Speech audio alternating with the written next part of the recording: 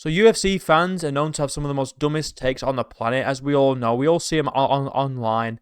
Okay, all these dumbass takes. John Jones would beat Tom Aspinall, he'd destroy him. Bloody, Volk's washed. Volk's this. Blah, blah, blah's this. Do's that. So I figured what I'd do is, I put a community post out, I asked for some hot takes, and we're going to go through some today. I got quite a few responses, so thank you everyone who responded. I'm going to get straight into it, because I've got 9 hot takes to go through, and I'll add my own at the very end. So if you want to hear No Bromo's hot take, stick around, or skip to the end. Do whatever you want. Whatever you want to do. I'm not in control of you. You are your own person. Do whatever you want. We're going to start off straight away with the take that inspired the title for this video from Mr. BXG MMA. Shout out BXG. Go and subscribe to him. He's literally my favorite MMA YouTuber probably right now, and that's no cap. All right, I'm not just saying that because we interact. I actually do enjoy his shit very much. And he says Benoit Saint Denis has a better chance of beating Ilia than anyone else at lightweight. Now, than anyone else at lightweight, I'm not so sure. And the reason why I'm not so sure is because who has Benoit Saint Denis beat recently? Some rando on short notice and Mauricio Rufy. And he lost to Moicano. Pretty bad. Pretty fucking bad. Got absolutely destroyed. Destroyed by Moicano, who recently just lost to Dariush. Now, I'm not doing MMA math here, but I kind of am.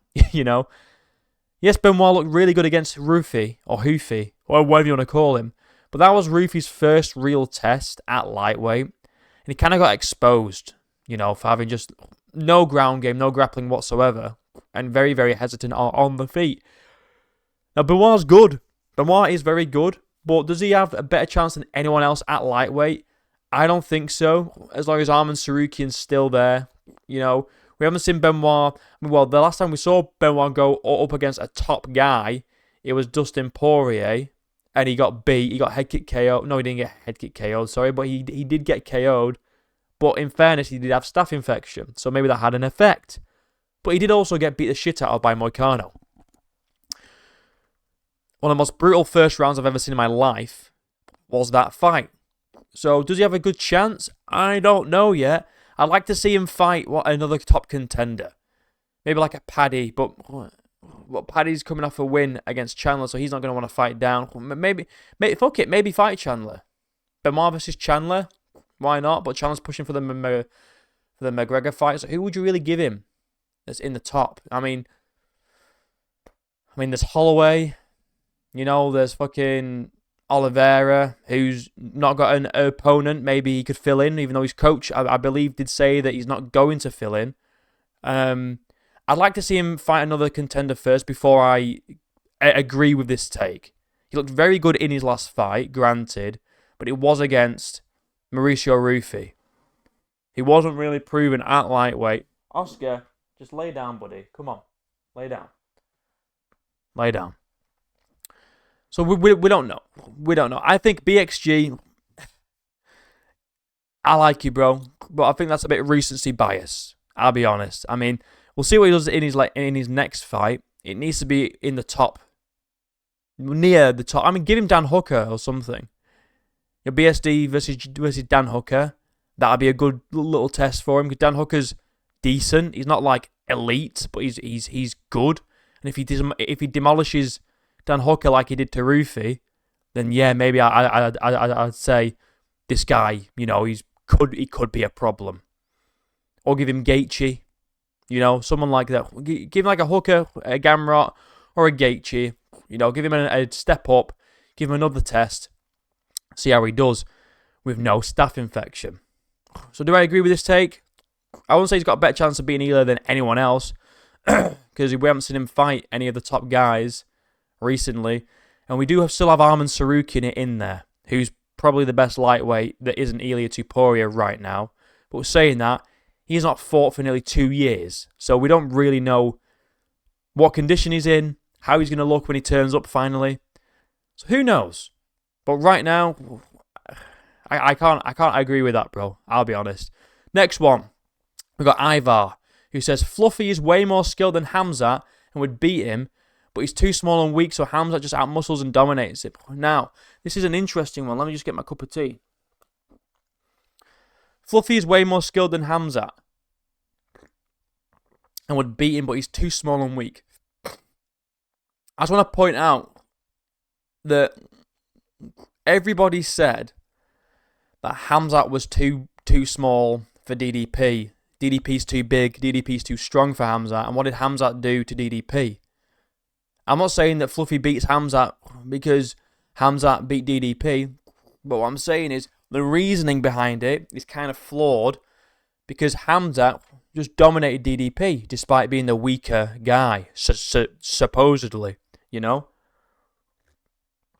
And as we saw in that fight, you know, size doesn't really matter and muscles don't really matter all that much if your technique's that good. But to say he's more skilled than Khamzat, I don't know about that one. I don't know. Fluffy is good. He's very good. I mean, he dominated Roman Dolidze, you know, fucking easy peasy lemon squeezy. But to say he's more skilled than Khamzat and that he would beat him, but the only reason why he wouldn't because he's too small and weak, I find it hard to believe since that was the narrative going into, you know, the Khamzat fight with DDP. And I'm not saying that means that Fluffy is going to beat him because I don't think Fluffy's more skilled than Khamzat anyway. I don't think anyone in the middleweight division is as good of a wrestler as Khamzat Chimaev. And Khamzat's not going to stand and bang if he can just take you down and keep you there, or take you down, submit you, or just control you on the ground completely. That's what he's going to do, okay? And I think it doesn't matter how strong you are, how weak you are, all it comes down to is technique and weight distribution. That's the really important one that everyone seemed to forget about in the DDP fight, which I brought up in the debate that I had. So go check that out. I said DDP can be as strong as he wants, okay? But when it comes to skill, in wrestling and grappling, it's all about skill. And you could be the strongest guy ever, but it's about weight distribution. And this is what I said. I would, you know, when I was training MMA, I'd roll around with the smaller guys who I was stronger than. I had like 20 kilos on, but because they are more experienced than me, and they know where to distribute their weight properly, and they know my knee needs to be in this position, you know, my head needs to be here, my hips need to be here. That makes all the difference. And I don't think anyone does that better than Khamzat, not even Fluffy. I don't think he's going to beat Khamzat. I think he's probably got the best chance out of anyone. But do I think he beats him? Do I think he's way more skilled? I don't think so. I don't think so. I mean, he's looked good. He's looked very good in all of his fights that he's had. But yeah, I don't think he's way more skilled than Khamzat. And the only reason why he wouldn't win is because he's too small and weak. Because the argument of small and weak being a factor got thrown out of the... Well, not thrown out, but... Well, yeah, kind of did. Because the whole reason everyone was picking DDP because he was too big, too strong. So, do I agree with this one? No. That's two. Two down. I agreed with none of them. We've got Salmo. Let's see what he says. Prime Gilbert Burns beats Islam at welterweight. Now, this is a tough one because we don't know what Islam looks like at welterweight. So, it's hard to really make a prediction on how good he's going to be. Now, Islam's really good at lightweight. You know, probably the best lightweight of all time. You know, one of the probably the lightweight GOAT right now. So I'm going to hold off on giving my opinion on this one until we actually see Islam at lightweight against JDM. I mean, at welterweight, sorry, against JDM. Because we don't know what Islam's going to look like. Is he going to perform like he does at lightweight? Is the extra weight going to slow him down? Is he going to gas out sooner? Is he going to be able to keep up? All these questions will be answered, but we need to wait until we see Islam at welterweight before we could really make a judgment on this hot take, I feel like. But if you guys want to weigh in on this one down below for Salmo, then go for it. But I don't want to say yes or no until we see him actually fight at welterweight, and then I can say yes or no. Then we have MB He says, Islam is above Khabib on the GOAT list. Basically what we just said. I would agree. I think Islam's done more than Khabib, and he's going to do more than Khabib. Now, you could say, I mean, you know, some of Islam's title defenses have been a bit questionable. You know, Moicano on short notice, Volk twice, you know, a featherweight, even though he is pound for pound number one. Well, it was Volk on short notice, you know. And obviously, like I say, Moicano on short notice. I think this is a debate. I think Islam is still better. He's a better lightweight than what Khabib was. I think if Islam goes in there and beats JDM or puts up a really good fight against JDM, then there's no doubt about it, in my opinion. It's hard to say because Khabib retired so early. And it's weird to say so early because he was 29-0, but he could have gone on for longer. So we don't know how good he could have been or who, you know, how long he would have been champion for. You know what I mean? But if we look at Khabib's, you know, title fights and title wins, you know, you got Gaethje, Poirier, Conor, and it's like Gaethje, you know, yeah, he fucking dominated him. Poirier, yeah, you're pretty easy. Conor dominated him. But then you look at, you know, Islam and what he's doing. But then saying that, Islam had a back and forth war with Poirier. But saying that, Islam submitted with the best submission artist in UFC history in Charles Oliveira in 2 rounds. And he beat the pound for pound number one twice. Yes, one of them was on short notice, but twice. But saying that, he kind of did duck Ilia to Topuria a little bit. Some people would say. I think he did as well. I think this is up for the debate. I would say Islam is a better all-round fighter than Khabib. I think if he goes in against JDM, like I say, puts on a great performance or beats him, then it's undeniable that Islam is above Khabib. The thing is with Khabib, he was so dominant in every single fight.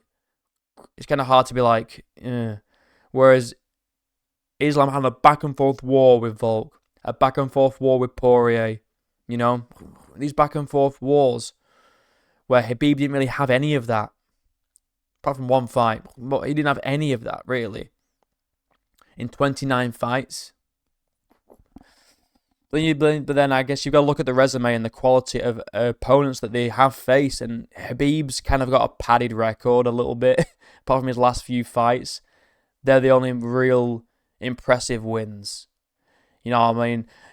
You know, Islam fought Arman Sarukian. Yeah, it was on Arman's debut, but that's aged like fine wine. That's aged beautifully, you know? Like I say, Charles in 2 rounds.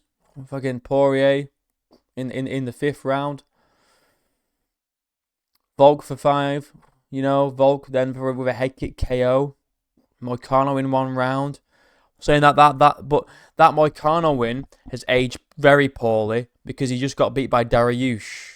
So a guy who was like out for 2 years came back and beat Moicano. So I don't know. There's a lot of factors in it. I would say this probably is above Khabib though. Thank you, MB. Now we got Britisher. What's he saying? Joshua Van beats Prime Henry Cejudo at flyweight. Ooh. Joshua Van beats Prime Henry Cejudo. That's interesting. That's an interesting one. I don't actually know about that one. Maybe. I mean, flyweight now is so much more stacked than what it was. You know, when Henry Cejudo was around, and well, not around, like he's not around now, but like in his prime, and when DJ was around, it's a lot more stacked now. But Joshua Van, he's only beaten really a top guy. He's only beaten one top guy in Royval. And I say that like Royval wasn't number 1 contender or number 2 contender. It was a very fucking good win. I'd like to see Joshua Van fight more people, see how he does against Pantoja. I think there's a good argument there, though. Definitely a good argument there. Joshua Van is looking solid. You know, in all of his fights, he's looking amazing. Performance against Royval. Bearing in mind, on short notice, Royval was supposed to fight Manel Cap. Manel Cap pulls out. Van steps in. I can't. Was it 2 weeks? 1 week notice, and beats Royval, the number one contender. Joshua Van doesn't even have a fight camp for this fight. He goes in against the number one contender at, what was it, 23, something like that, and beats him. If he isn't better now, if he doesn't beat Henry now, he definitely will do when he enters his prime. He's not even in his prime. He's not in his prime yet. You know what? Fuck it. Joshua Van would beat Henry Cejudo. Why not? I agree. That's 2 now that I agree. We're going to have to move this one over slightly because it will cover my face. We have Ben. Long-time subscriber. Shout out, Ben. This is a big one. Taking points due to timidity should happen more often. That 19-year-old who ran for 3 rounds straight should have had a point taken. The rule exists, yet never gets applied. That fight was the most blatant example of a fighter avoiding action. Why have the rule if it's not used? How much can a fighter run from action? It's one thing to be pressured and move backwards, but fighters who are on the back foot the entire fight should be penalized for evading. Stick and move is one thing, but too much backward movement, it should be addressed. I actually do agree with this. I do agree. I mean, if you're not engaging, warning, maybe like 3 warnings, like a 3 strikes and you're out kind of rule. But yeah, I think taking points should, if not taking points, it should definitely go against you on the scorecard. Like if you're actively trying to like run away, you're like doing a jab and then moving away and you're running away, and all you're doing is trying to basically point fight, well, like it's points karate, and you're just going in and out and not really trying to do anything. You're not trying to pressure. You just want to get more strikes tallied up so that you have more strikes when it comes to the scoring criteria. And then you just you do like 1 or 2 punches and then you just fucking run around the ring or the cage, sorry. And yeah, but I think it's hard though. It's a hard one to judge because timidity could be confused with like not being able to find your rhythm. Depending on who you're looking at. I mean, what is the judge taking for timidity? Like, if you're saying just like they're not throwing at all, like a Rose Namajunas, Carla Esparza type shit. Yeah. Like an Adesanya versus Yoel Romero type shit. Yeah. But if it's like an Alex Pereira versus Ankalaev type shit, where Alex Pereira just couldn't figure out Ankalaev, I don't think he should get points taken away for that. I think it's a hard one to kind of judge. I don't think it is. But some judges might see like if I am not throwing because they don't know when to enter because they can't figure the guy's timing out. They might see that as timidity.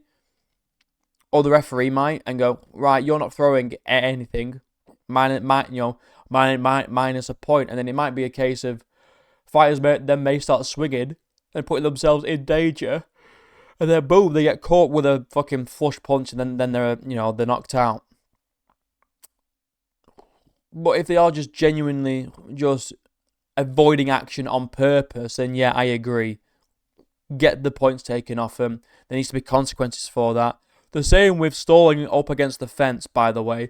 If you're clinching up against the fence and you're doing nothing, you're not advancing a position or anything like that, point taken off you. I know people are going to say, Bromo, you were glazing Khamzat Chimaev. Yeah, because Khamzat Chimaev got a takedown, got into full guard or side control, advanced the position up, and advanced it into a crucifix. There's 3 advances there, 4 maybe. When you're holding up against the cage, doing nothing, just kneeing the thigh, that's stalling the fight. That needs to be penalized, in my opinion. Okay? So I do agree with Ben on this one. That's 3 agrees in a row. Let's see. We got Wolf Fuel. Big Wolfie. Gaethje KOs Olives in a rematch. I think we're back to disagreeing. This is what I don't like about MMA fans' takes. Che made a video on this recently, which is brilliant. Go watch it. But a fighter loses a fight, and then people go, "Oh well, they're just washed." And I'm not saying that Wolf is saying that Olives is washed, okay? But what I am saying is just because Oliveira got KO'd and got beat by Ilia Topuria, arguably the second or first best fighter on the planet right now, that doesn't mean that he's shit.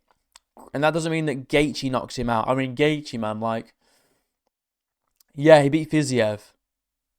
But it was a fucking back and forth war with a short notice Fiziev that had been out for 2 years.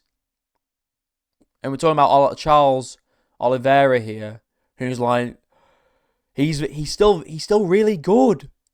It's the same thing with Volk, you know, when fucking Volk, got KO'd by Islam, then KO'd by Ilia. You know, people are like, oh, well, Diego Lopez is going to KO Volk. And I was saying, no, Volk's not washed. You know, Volk's not shit now. He just got beat by 2 better guys, and he went out there and very, very convincingly beat Diego Lopez. I think it's the same thing with Charles Oliveira. He's still very good. I don't think Gaethje KOs him. I mean, anything can happen, and but I think it's just another case of Charles got beat by the better guy, okay, and that's basically it. I mean, look at when Charles lost to Islam. You know, and he also lost to Arman, and I get that. But they're 2 really good fighters. You know, and then he schooled Chandler for 5 rounds, and you know, it's Chandler. It's kind of a bit of a one of them ones, you know. But Oliveira is still very good, and I guess we'll see how this take ages at UFC Rio, and see how Charles really looks. Like if Charles puts on a dominant performance at UFC Rio, whoever it's up against, apparently, don't know if this is true. I saw it might be Mauricio Hufi, which if it is, what a shit fight. That'll prove nothing. It should be like BSD or like a Paddy Pimblett, but Paddy's going to be too fat to get down to weight in time. It could be like a fucking, I don't know, like a Dan Hooker. He's whinging. Get him in there against Charles. If Dan Hooker beats Charles, he can get a title shot. You know, why not? Gamrot maybe. He'll get Gamrot in there. If Charles puts on a good fight against someone like that, then we know he's still got it. If he gets schooled and beat, you know, then maybe this take ages well. But I don't think so. We got Punisher. Loyal, bromosexual. Always love seeing Punisher in the chats. Herb Dean should elbow more fighters. I forgot this is what it said. Oh, God. Yeah, I agree. Herb Dean should just fucking 12-6 everyone. 12-6 them. Fuck it. Why not? You know, he's about to jump in for, to stop the fight. Bang! Elbow them. Give it to him. Give him a fucking fat elbow, Herb Dean. Why not? I agree with the Punisher here. Well, this is a great take, and I don't see why this should be a problem. I agree. Now, the last one, Space Dragon, says this, and I have left it till the end because, semi to the end, because I've got my take coming up. This is relevant because it's happening next weekend. Ankalaev will defeat Pereira more convincingly in their next fight. I agree. Now, before all you poetards, alright, I'm talking to you, Victor. You know who you are. Come at me for saying this, right? I don't think Pereira's locked in, bro. And Victor sent me this video, right, of Alex Pereira on his YouTube channel. He ran a marathon. Why is he running marathons? Why is he running marathons? It's like when Tony Ferguson trained with David Goggins. Why is he doing intense cardio? It doesn't do it. It's not going to help him. Alex's problem wasn't that he was slowing down.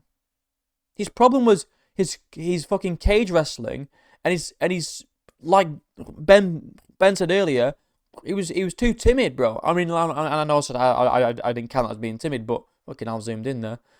But it's just like, why are you running marathons in the desert? That's so fucking dangerous. And I know someone was with them, you know, driving along. His fucking fat fuck coach. Obviously, he didn't fucking run it. They did a fat cunt. He was driving alongside them with a truck full of water. But he could have like got sunstroke. He could have got dehydrated very, very quickly, very easily. I just don't get what that achieves. Why is he running marathons? It's not strength and conditioning, which is what you should be doing. It's just, I guess, to flex. Like, look how hard I'm running. No, he's pissing about with Nina. I did a whole video on it. He's pissing about with Nina Drama, playing Twister, sniffing her feet, alright, doing skits with Nina Drama, shooting movies.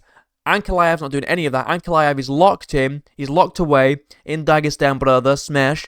And he's going to fucking beat him easily. Easily. More convincingly than last time. I agree with Space Dragon. And you know what? I hope he does.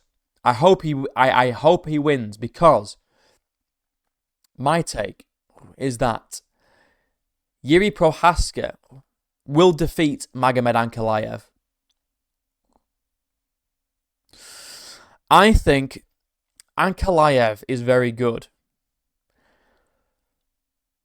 But the main thing, alright, with Ankalaev beating Alex Pereira was that Alex was too hesitant. He wasn't throwing enough. Maybe couldn't figure out the timing.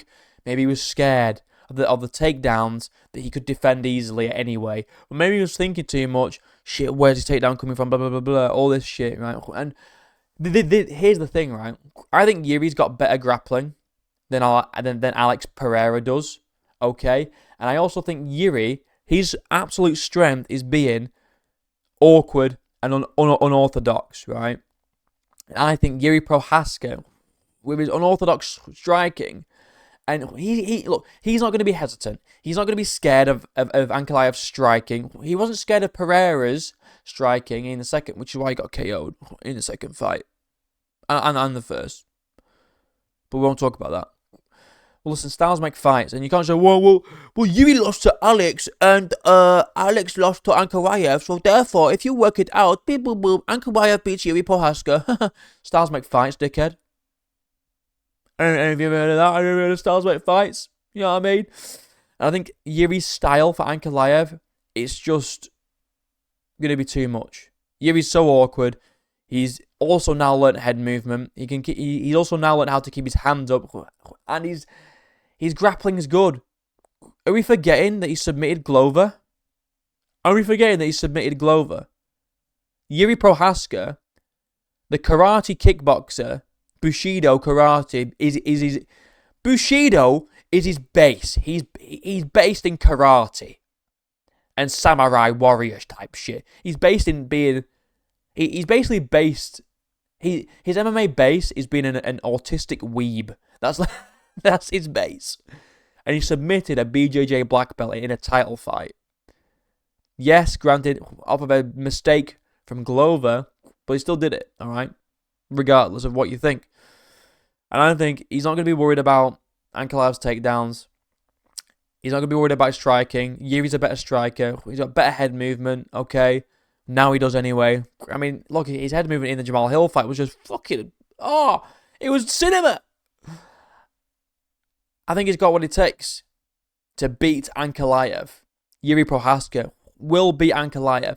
This is how light heavyweight is going to play out, okay? So we got Ankalaev is going to beat Alex convincingly, like what Space Dragon says. I agree with that. Yuri's going to beat Khalil Roundtree, and that won't be close. I'm going to do a whole video on that, and I'm waiting for Warhorse's video, because I'm going to fucking respond to it and tear it to shreds. I'm telling you now. I like Warhorse, so it's no beef. Yuri's going to beat Khalil. Ank's going to beat Alex. And then next year, sometime next year, probably literally in 1 year, in Abu Dhabi, Yuri is going to fight Ankalaev, and Yuri will beat Ankalaev to reclaim the belt and save the division. And then you know what? Killer Roundtree can go fight Alex again. Oh no, because Alex will retire. Sorry, I forgot that as well. Alex is going to retire next weekend. Either that, or he's going to go up to heavyweight, get beat by Tom Aspinall, and then retire. Kilo can fight the loser of Reyes and Ulberg. So he could fight Ulberg, because I think Reyes is going to beat him. But this is it, guys. Yuri's going to beat Ankalaev. That's my hot take. I think he's got all the tools. It's a stylistic matchup nightmare for Ankalaev. Okay. And that's it. Thank you all for the hot takes. I appreciate you all. I think I agreed with that. Oh, hold on. Let me zoom out again. My camera just zooms in by itself. It's really fucking irritating. I agreed with that. I agree with 2, 3, 4, 5. Not sure. Nope. So I agree with 5 out of 9. Which ain't too bad, to be fair. Let me know what you guys think about these hot takes. Do you agree with any? Do you disagree heavily with any? Let me know down below. Become a member. I'm uploading regular on members only, which is fucking great. I'm really enjoying it. Okay, I'm starting this new series, UFC 5, Run to the Title. How long does it take me to win the belt on online career mode? So far, first episode dropped, 3 fights, all round 1 KOs, got it done. Second, honestly, guys, when I drop this second UFC Run to the Title, the second fight in the run is an absolute war with the craziest knockout I've ever got in my entire life. It's great. And yeah, fitness channel coming next week, starting next week. Yeah, just got some shit going on, got some shit planned. But yeah, become a member, subscribe to my other channels. And yeah, so like and subscribe. My links are down below. Until next time, I'll see you in a bit.